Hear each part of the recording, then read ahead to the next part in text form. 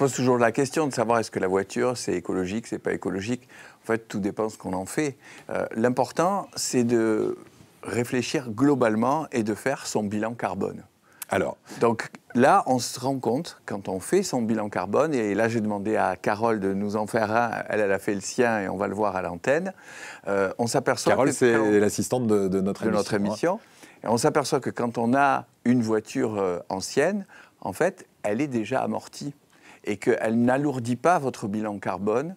Parce que, comme elle a 30 ans, ça ne rentre pas dans la comptabilisation du gaz, du CO2 que vous pourriez émettre cette année-là. Alors, le bilan carbone d'une voiture, c'est ça, de plus de 30 ans, vous nous dites, il est pas moins bon. Non, il est amorti. On va comptabiliser uniquement les kilomètres que vous faites avec. Donc, si effectivement vous prenez votre voiture pour aller acheter une baguette de pain à 750 mètres, là c'est terrible, effectivement. Quand on fait son bilan carbone, alors là vous avez vu un site qui est mis en place par l'ADEME, c'est assez simple à faire. Il y a des choses qui sont un peu approximatives.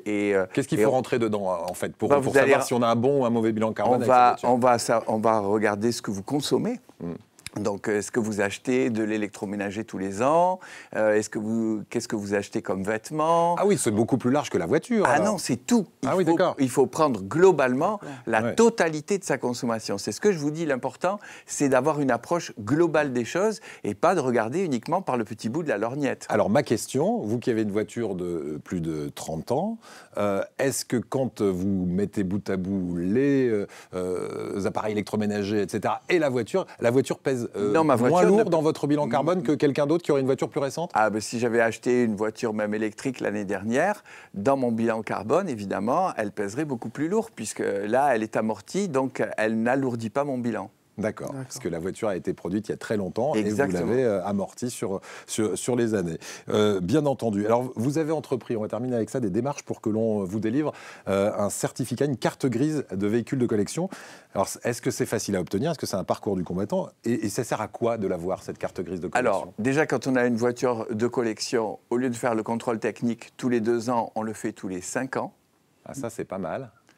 Voilà. Ça, c'est vraiment bien. Et il y a un autre aspect qui est intéressant, c'est que vous savez qu'il y a la mise en place des ZFE, des zones à faible émission, dans les métropoles, et qu'il faut avoir une vignette critère 1, donc une voiture relativement récente.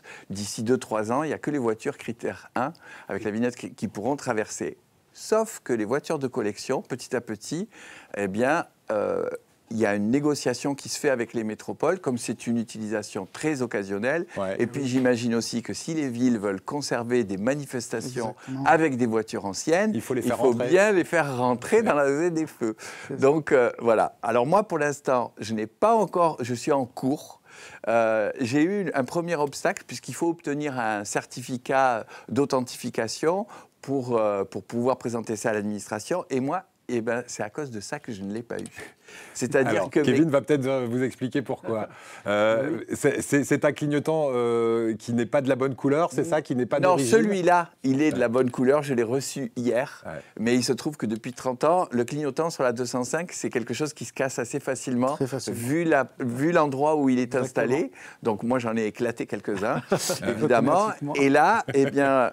Les derniers temps, on m'en a donné un blanc en me disant c'est fini, il n'y en a plus des oranges, ils sont blancs. Et quand j'ai envoyé mon dossier photo pour faire valider et avoir mon certificat, on m'a dit ah non, non, non, non. Elle ne passe pas en collection à cause du clignotant. Exactement, il faut que vous retrouviez les clignotants d'origine orange. Et voilà, et vous êtes confronté à ce type de situation régulièrement, vous? Il faut, voilà, ça arrive très souvent malheureusement pour les propriétaires. On est obligé de les remettre au maximum à l'état d'origine pour pouvoir les passer en carte grise collection. Bon, alors on vous souhaite d'avoir la carte grise collection rapidement. Je vous tiendrai au courant, bien sûr. Merci.